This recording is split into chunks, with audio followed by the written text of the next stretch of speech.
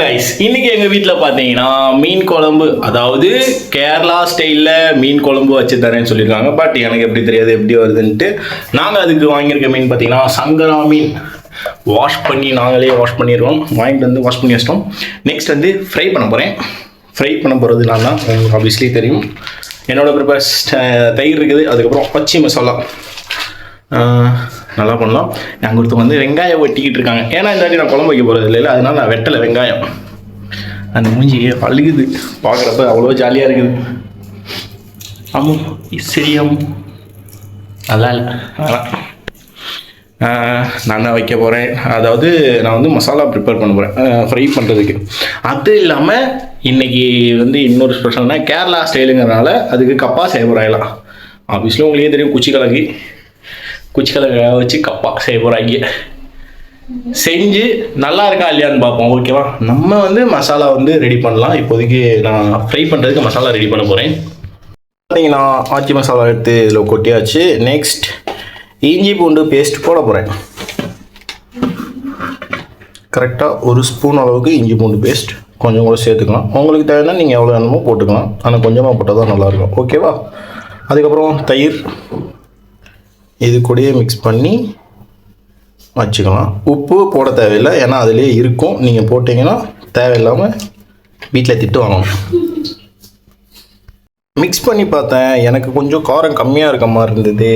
அதனால நான் என்ன பண்ணேன், எவரெஸ்டோட இது என்னமோ சொல்லுவாங்களே, என்ன பேர் அவங்க சொல்லுவாங்க இந்த மசாலாவது, காஷ்மீரி மிளகாத்தூள். ஆக்சுவலாக அது போட்டிருக்கோம், ஏன்னா ஸ்பைசி இஸ் இம்பார்ட்டன்ட். எனக்கு ஸ்பைசிக்காக தான், இது ஸ்பைசி கிடையாதுங்கிறாங்க. பட் வந்து கலர் வர மட்டும் இருந்தால் 2வது யூஸ் பண்ணி கலர் பொடி போட்டிருக்கலாம்ல. சரி ஓகே, காஷ்மீரி மிளகாத்தூள் நம்ம வந்து ஸ்பைசிக்காக யூஸ் பண்ணியிருக்கோம். ஓகே, ஆக்சுவலாக இதில் பார்த்தீங்கன்னா நான் தண்ணியே மிக்ஸ் பண்ணல, வெறும் தயிர் மட்டும்தான் போட்டு ஃபுல்லாக மிக்ஸ் பண்ணியிருக்கேன். இது மாதிரி மிக்ஸ் பண்ணுங்கள். நெக்ஸ்ட் வந்து மசாலாவை வந்து மீனில் போட்டுடலாம். இப்போ இவங்க வந்து காஷ்மீரி மிளகாத்தூளுக்கு ரொம்ப முட்டு கொடுக்குறாங்க. காஷ்மீரி மிளகாத்தூள் எதுக்கு போடுறது? காஷ்மீர் மிளகாத்தூள் வந்து போடுறது ரீசன்னா, நார்மலாக நம்ம குழம்பு வைக்கும் போது வெறும் வந்து மிளகாத்தூள் போடுவோம், பட் ஆனால் அதில் வந்து கலர் கொடுக்காது. ஓகே, ஸோ இது போடும்போது மீடியம் ஸ்பைஸியாக இருக்கும். ஸோ வந்து கலரும் நல்லா இருக்கும். ஸோ பார்க்க வந்து நல்லா இருக்கும், குழம்பு பார்க்கும்போது ஒரு மாதிரி ரெட்டிஷாக நல்லா இருக்கும். ஸோ நான் அது குக் பண்ணும்போது உங்களுக்கே நார்மலாக தெரியும். சரி ஓகே, இப்போ அதே கேள்வி நான் உங்கள்கிட்ட கேட்குறேன்.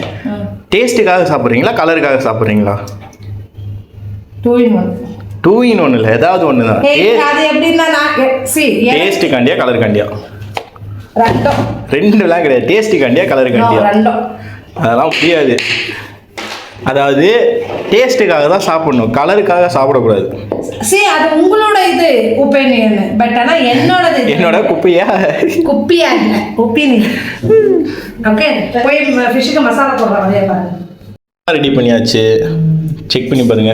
நீங்க டேஸ்ட்டுக்காண்டி சாப்பிடுவீங்களா, கலருக்காண்டி சாப்பிடுவீங்களா? டேஸ்ட்டுக்காக தான் சாப்பிடுவீங்க, கலருக்காண்டி சாப்பிட மாட்டீங்க. அப்போ உங்க பொண்ணு மட்டும் ஞாபகம் இருக்கு, நீங்க தானே பெத்தீங்க. கரெக்டா இருக்குல்ல? நான் எல்லார்ட்டையும் ஒப்பீனியன் கேட்டாச்சு. அதாவது டேஸ்ட்டுக்காண்டி தான் சாப்பிடுவாங்க, கலருக்காண்டி சாப்பிட மாட்டாங்க. இதை மைண்டில் வச்சுக்கிட்டு நீங்கள் சமைக்கிறப்ப டேஸ்ட்டுக்காக மட்டும் சமைங்க. கலர்ஃபுல்லாக இருந்தால் நல்லா இருக்கும்னு நினச்சி சாப்பிட்டு ஹாஸ்பிட்டலில் போய் தேவை செட்டில் ஆக வேண்டாம். இது என்னோட ஒப்பீனியன். இவங்களோட குப்பை என்னன்னு பார்ப்போம். மேடம் இங்கிட்ட திரும்புங்க. முடியாது. மேடம் கோபம் ஆயிட்டாங்க, ஏன்னா நான் சொன்னதான் கரெக்டு. சொன்னால் கரெக்டு தான். மீன் எடுத்து மசாலா போட்டுடலாம் நம்ம. இந்த சைடு பார்த்தீங்கன்னா வெங்காயம் வெட்டிக்கிட்டு இருக்குது. இப்போ இது மாதிரி ஒரு மீன் எடுத்து நல்லா வந்து மசாலா அந்த கோடு போட்டிருக்கோம் இல்லையா, அதுக்குள்ளே ஃபஸ்ட்டு வைக்கணும். கோடு பார்த்திங்கன்னா அதோட எட்ஜு வரையிலும் போட்டுடணும்.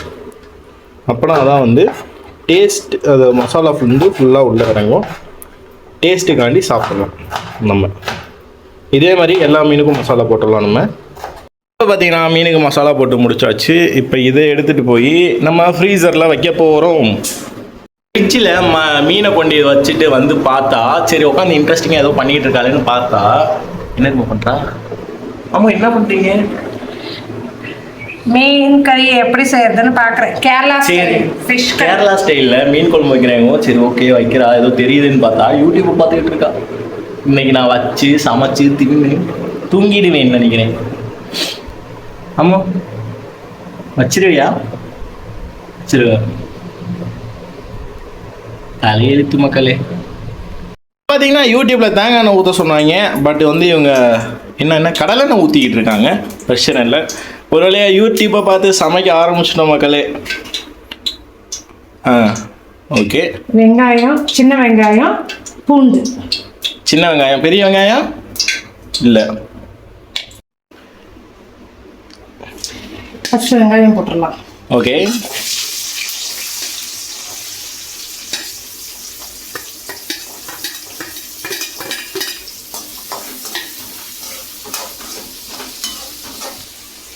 அடுத்து நம்ம கட் பண்ணி வச்சிருக்க பூண்டை போட்டுடலாம். அது கூட வந்துட்டு என்ன போட போறீங்க? ஒரு 3 பச்சை மிளகாய். 3 பச்சை மிளகாய். வேணா யூடியூப் வீடியோ ரெஃபரன்ஸுக்கு வச்சுங்க, மறந்துடாதீங்க. டக்குன்னு சமைக்கிறப்ப கொஞ்சம் டிஸ்டர்ப் ஆகுதா இல்லையா? போடுங்க. மறந்துட்டாங்க. அதாவது பச்சை மிளகாயை கட் பண்ணணுமா, அதனால வந்து மறந்துட்டு அப்படியே இது பண்ணிட்டாங்க. அடுத்ததாக நம்ம போட போகிறது தக்காளி. அதையும் போட்டுடலாம். நல்லா இது ஒரு 5 நிமிஷம் நம்ம வணங்கினதுக்கப்புறம் இதுக்கு போட வேண்டிய மசாலாலாம் போட்டுக்கலாம். ஃபஸ்ட்டு கொஞ்சம் உப்பு போட்டு வேக விடுறேன். உப்பு போட்டு வேக விடுறாங்களாமா? கொஞ்சமாக உப்பு போட்டுருக்காங்க. இப்போ நம்ம இதில் சேர்க்க வேண்டிய மசாலாலாம் சேர்த்துடலாம். ஃபஸ்ட்டு மஞ்சள் போட்டுக்கோங்க. அதாவது நீங்கள் எவ்வளோ வைக்கிறீங்களோ அதுக்கு தேவையான அளவு நீங்கள் மசாலா ப்ரிப்பேர் பண்ணிக்கணும். நாங்கள் வந்து இங்கே இந்த அளவுன்னு எதுவும் சொல்லலை. இது வந்து காரத்துக்கு ஏற்ற அளவுக்கு போட்டுக்கலாம். நான் வந்து ஒரு 1/2 ஸ்பூன் தான் போடுறேன். ஏன்னா ஆல்ரெடி பச்சை மிளகாய் சேர்த்துருக்கேன். அதனால இது வந்து காஷ்மீர் ரெட் சில்லி பவுடர். கலருக்காண்டி, டேஸ்ட்டுக்காண்டி இல்லை, கலருக்காண்டி. ஜஸ்ட் கலருக்காண்டி தான். அது மீடியம் ஸ்பைஸியாக தான் இருக்கும்.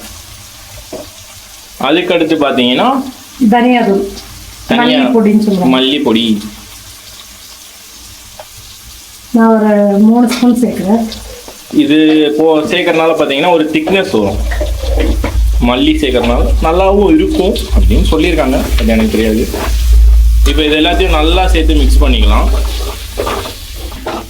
இப்போ இது மாதிரி நல்லா மசாலாலாம் மிக்ஸ் பண்ணிட்டு கீழே அடி பிடிக்காமல் மட்டும் நல்லா இது பண்ணிக்கிங்க. இது பண்ணோன்னே நம்ம வந்து அரைச்சி எடுத்துக்கலாம். நம்ம அடுத்து பார்த்தீங்கன்னா நம்ம சமைக்க போகிற குச்சிக்கிழங்கு. அங்கே நம்ம மசாலாவை ப்ரிப்பேர் பண்ணி ஆற வச்சுட்டு வந்துட்டோம். இப்போ 2 சைடும் கட் பண்ணிக்கிட்டு சென்டருக்காக ஒரு கட்டு நல்லா ஃப்ரெஷ்ஷாகவே இருக்குது கிழங்கு. இப்போ இதை தான் நம்ம சமைக்க போகிறோம். இது மாதிரி துண்டு துண்டாக கட் பண்ணிட்டு நெக்ஸ்ட்டு அதுக்கு மேலே இருக்க தோலெல்லாம் வந்து நம்ம எடுத்துக்கலாம். ஓகேங்களா? இதை எடுத்ததுக்கப்புறம் இப்படியே போட்டு வைக்கக்கூடாது. இன்னும் கொஞ்சம் ஒரு குட்டி பீஸாக நீங்கள் கட் பண்ணிக்கிட்டிங்கன்னா உங்களுக்கு கொஞ்சம் ஈஸியாக இருக்கும். இப்போ பார்த்தீங்கன்னா உங்களுக்கு தெரியும் எந்த அளவுக்கு சின்னதாக கட் பண்ணிட்டாங்கன்னு. இது மாதிரி குட்டி குட்டியாக கட் பண்ணி நீங்கள் வந்து போட்டிங்கன்னா உங்களுக்கு கரெக்டாக இருக்கும். என்னங்க கழுவாம கூட அப்படியே போட்டுருக்கீங்கன்னா அப்படிலாம் கிடையாது. இதுக்கு மேலே தான் வாஷ் பண்ண போகிறாங்க. இது மாதிரி நல்லா வாஷ் பண்ணிக்கிங்க. ஏன்னா அது மண் இதெல்லாம் இருக்கும் இல்லைங்களா, தோல் உச்சப்போ அப்படியே இருந்திருக்கும். அதனால் வந்து நீங்கள் கட் பண்ணிட்டு வாஷ் பண்ணிங்கன்னா உங்களுக்கு கரெக்டாக இருக்கும். இது மாதிரி நீங்கள் வாஷ் பண்ணிக்கிங்க. வாஷ் பண்ணி எடுத்தாச்சு. வாஷ் பண்ணி எடுத்ததுக்கப்புறம் பார்த்தீங்கன்னா வேணுங்கிற அளவு தண்ணி ஊற்றிட்டு நெக்ஸ்ட் இதில் கொஞ்சம் உப்பும் மஞ்சத்தூள் ரொம்பவே கம்மியான அளவு போடணும். உப்பு தேவையான அளவு போட்டுக்கோங்க. மஞ்சத்தூளோட அளவு பார்த்தீங்கன்னா ரொம்பவே கம்மியாக இருக்கணும். ஏன்னா இது வெந்தாலே ஒரு அளவுக்கு ஒரு மஞ்சள் கலராக தான் வரும். இதில் மஞ்சள் தூள் நீங்கள் அதிகமாக போட்டிங்கன்னா ரொம்ப மஞ்சள் ஆயிரும். போதும், ரொம்பவே கம்மியான அளவாக போட்டுக்கோங்க. அதுதான் கரெக்டாக இருக்கும். ஓகேவா? இப்போ அடுப்பில் வச்சாச்சு. ஒரு 4 இல்லைன்னா ஒரு 5 விசில் விட்டு எடுத்திங்கன்னா கரெக்டாக இருக்கும். குழம்பு தாளிக்க ஸ்டார்ட் பண்ணிடலாம். தேவையான அளவு எண்ணெய் ஊற்றிக்கிங்க.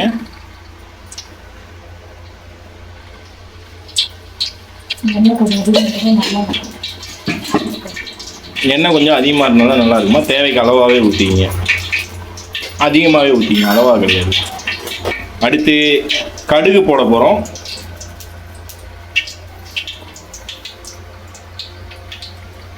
போடு. எங்கள் வீட்டு கடுகு டப்பாவில் பார்த்தீங்கன்னா 50 ரூபா ஒழிச்சு வச்சுருக்காங்க.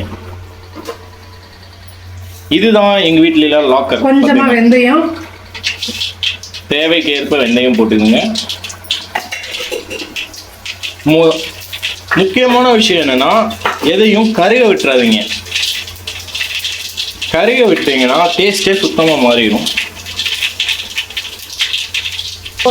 அதுக்கப்புறம் பார்த்தீங்கன்னா கேமரா ஆன் பண்ணுறதுக்குள்ள அவசரப்பட்டு கருவேப்பிலை தூக்கி போட்டாங்க. இருந்தாலும் பரவாயில்ல. ஓகே, அதுக்கப்புறமா வந்து அரைச்சி வைத்த மசாலா நல்லா கலங்கின்னு அரைச்சி வச்ச மசாலாவை அதில் ஊற்றிடுங்க.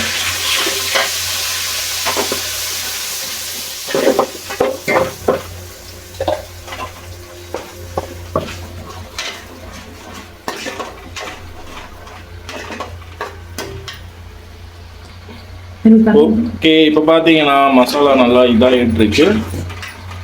ரொம்ப திக்காக இருந்ததுன்னா உங்களுக்கு தேவைன்னா தண்ணி நீங்கள் ஊற்றிக்கலாம். இப்போ ஊற்ற வேணாம், கொஞ்சம் நேரம் இது வந்து கொதிக்கிடும். நல்லா கொதிச்சதுக்கப்புறமா நம்ம மசாலா அரைச்சி வச்சுருந்தோம் இல்லையா, அதுலேயே கொஞ்சம் ஜார்லேயே தண்ணி போட்டு போட்டுடலாம். இப்பயே போட்டுடலாமே, கொதிக்குது. இல்லை நல்லா கொதிச்சு எண்ணெய் பிரிஞ்சு வைப்போம். எண்ணெய் பிரிஞ்சு வரப்போ தான் போடணுமா கைஸ்? இப்போ பார்த்தீங்கன்னா நல்லா கொதிக்க ஸ்டார்ட் ஆயிடுச்சு. இந்த நேரத்தில் வந்து நீங்கள் வந்து தண்ணி ஊற்றிக்கிங்க. ஊற்றி நல்லா மிக்ஸ் பண்ணி விட்டு ஒரு 5 நிமிஷம் வரையில் விட்டீங்கன்னா, இப்போ தண்ணி ஊற்றி மிக்ஸ் பண்ணி விட்டாச்சு. இப்போ திரும்ப நீங்கள் எண்ணெய் பிரிஞ்சு வரையில வரையில் வெயிட் பண்ணிவிட்டு ஒரு 5 நிமிஷம் வெயிட் பண்ணிங்கனாலே போதும். அதுக்கப்புறம் நீங்கள் மீனை போட்டு இறக்கிடலாம். வேக வச்சு இறக்கணும், அப்படியே இறக்கக்கூடாது. ஆமாம், உண்மையாக சொல்லணும்ல. இப்போ பார்த்தீங்கன்னா உப்பு எல்லாமே கரெக்டாக இருக்கான்னு பார்க்குறது கையில் ஊற்றிட்டாங்க.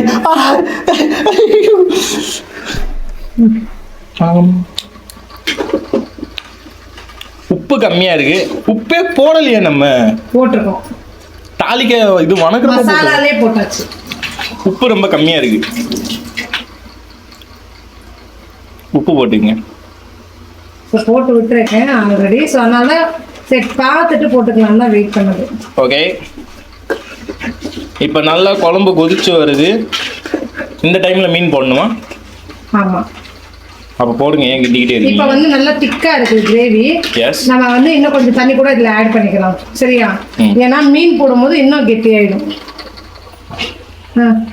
இப்போ தேவையான அளவு நீங்கள் வந்து தண்ணி இதில் மிக்ஸ் பண்ணிங்க. ஏன்னா மீன் போட்டதுக்கப்புறம் இன்னும் கொஞ்சம் திக்காகும், அதனால. இப்போ நல்லா குழம்பு கொதிச்சு வருது. இந்த டைமில் நம்ம கழுவி வச்சிருக்க மீனை இதுக்குள்ளே போட்டுடலாம். அழகாக போடுறாங்க. ஆக்சுவலாக அதில் ஒரு நம்ம 5 மீன் செலக்ட் பண்ணி வச்சுருக்கோம் பொரிக்க போகிறதுல.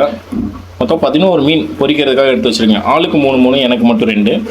இதில் பார்த்தீங்கன்னா எத்தனை மீன் இருக்குன்னு தெரியல. இதில் நம்மளுக்கு ஒரு 5, மொத்தம் 10 மீன் நம்மளுக்காக காத்துக்கிட்டு இருக்குது. சாப்பிட போகிறோம். ஓகே தானமோ?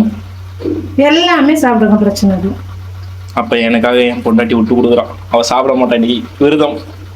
நோ இஷ்யூஸ், அவ்வளோதானே. அப்புறம் நைட் அப்போ வந்து நம்ம ஒரு 2 நிமிஷம் மூடி வச்சிடலாம். ஏன்னா பார்த்தீங்கன்னா அந்த கப்பாங்கிறது வந்து நல்லாவே வேக வச்சிட்டாங்க. நல்லா வேக வச்சு இது மாதிரி சைடில் நல்லா வந்து நசுக்கி விட்டுக்கணும். நசுக்கி விட்டிங்கன்னா அது ஒரு ஃபுட்டு எப்படி இதாகும். இது வந்து இதுக்கப்புறம் நம்ம என்ன பண்ணோம்னா தாளிக்கணும். ஸோ தாளிக்கும் போது ஒரு மாதிரி ஃபுட்டு மாதிரி தான் வரும். இது கூட வந்து நம்ம ஃபிஷ் கறி வச்சு சாப்பிட போகிறோம். அது எப்படிங்கிறத நான் காமிக்கிறேன். இப்போ நம்மளோட மீன் குழம்பு ரெடி ஆகிருச்சு. அதே சமயம் நம்ம இந்த சைடு மீன் பொரிக்கிறதுக்காண்டி தோசைகளில் எண்ணெய் ஊற்றி வச்சுருக்கோம். அதேமாரி ஃப்ரிட்ஜில் வச்ச மீனையும் எடுத்துகிட்டு வந்தோம். பார்த்தீங்களா எவ்வளோ அழகாக இருக்குன்னு. இப்போ நம்ம தோசைகளில் 2 கருவேப்பிலையை வச்சுக்கணும். நல்லா பொரியும். வச்சுட்டு இதை அரைச்சி விட்டுட்டு அடுத்து பார்த்தீங்கன்னா இதுக்கு மேலே மீன் எடுத்து வச்சிடலாம். பார்த்தீங்க மீன் அளவும் வலிக்கிட்டு போகுது.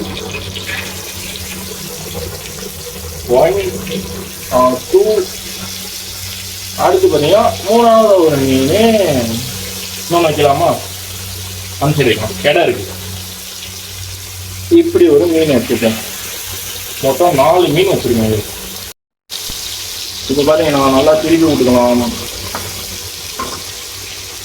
ஃபஸ்ட்டு வேகட்டும். மீனை திருப்பி போட்டுடலாம். என்னம்மா வெந்துக்கிட்டு பாருங்க. எல்லாத்துலேயுமே நான் தாங்க பாஸ் ஆவேன். ஏன்னா அந்த மாதிரி தான் நான் சமைக்கிறது எல்லாமே இருக்கேன். பார்த்தீங்கன்னா உங்களுக்கே தெரியும் அந்த கலர். மசாலா போட்டது யாரு? நான் தானே. மறைக்கக்கூடாது.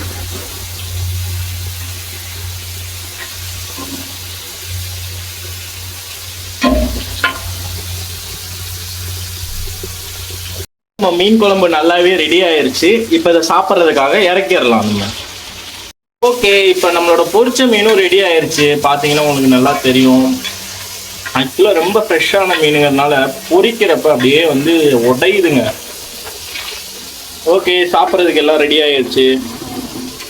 ஓகே, இப்போ நம்ம செஞ்ச கப்பாவை தாளிக்கிறதுக்காண்டி எண்ணெய் ஊற்றுறோம்.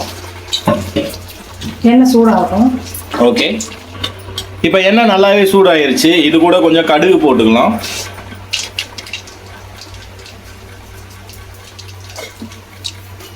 கடுகு போட்டு கடுகு நல்லா பொரிஞ்சதும் நம்ம எடுத்து தனியாக வச்சிருக்க கருவேப்பிலை இது கூட சேர்த்துக்கலாம். கருவேப்பிலை வந்து ஒரு கொத்து கருவேப்பிலை. ஓகே, ஒரு கொத்து கருவேப்பிலை. இது உடஞ்சதுக்கப்புறம் இது போட்டுக்கலாம். கடுகு நல்லா பொரிஞ்சிருச்சு. அது கூட இப்போ நம்ம வந்து கருவேப்பிலையை சேர்த்துக்கலாம். சேர்த்துட்டு இங்கே கப்பாவை எடுத்து அது கூட மிக்ஸ் பண்ணிடுறோம்.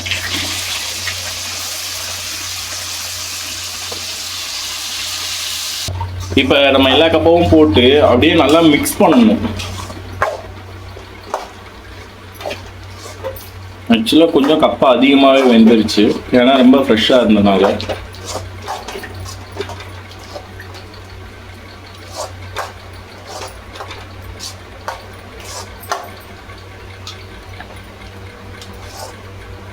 அவ்வளோதான், இதை இறக்கிடலாம்.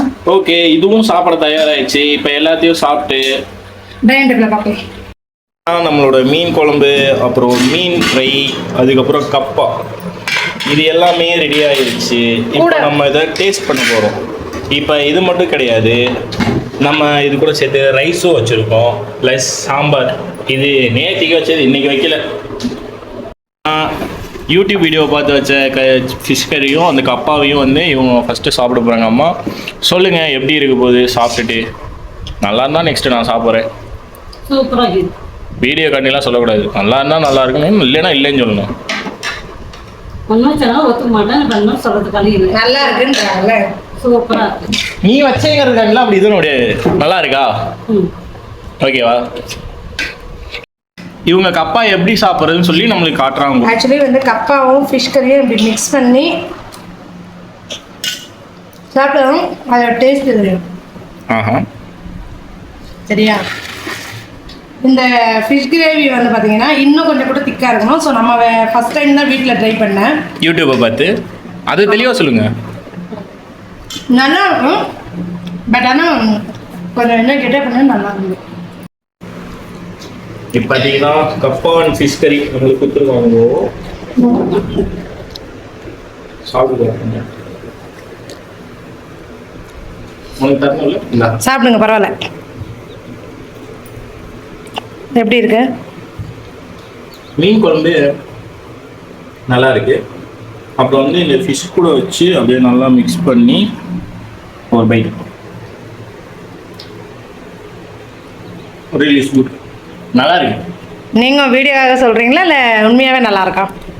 ஆக்சுவலாக நல்லா இருக்கு. மீன் குழம்பு ஆபீஸில் யார் வச்சாலும் நல்லா இருக்கும். அது யூடியூப்பை பார்த்து வைக்கிறீங்களே, கண்டிப்பாக நல்லா இருக்கும். என்னோட ஃப்ரை வெயிட்டிங். ஃப்ரை கூட வச்சு சாப்பிட்டு போடுவோம்.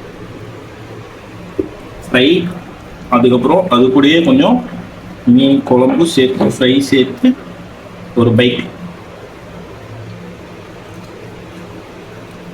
சூப்பர். ஓகே மக்களே, ஸோ இந்த மாதிரி இன்ட்ரெஸ்டிங்கான வீடியோ நெக்ஸ்ட்டு பார்க்கலாம் கண்டிப்பாக. ஓகேவா? ஸோ நீங்களும் ட்ரை பண்ணி பாருங்கள். எங்களோட fish fry and kappa and fish கறி. ஓகேவா? பிடிச்சிருந்தா கமெண்ட் பண்ணுங்கள், நீங்களும் ட்ரை பண்ணி பாருங்கள். ஓகேங்களா? என்னங்க பாய் சொல்லுங்கள். பாய். பிஸியாக இருக்கேன். பாய் பாய் மக்களே.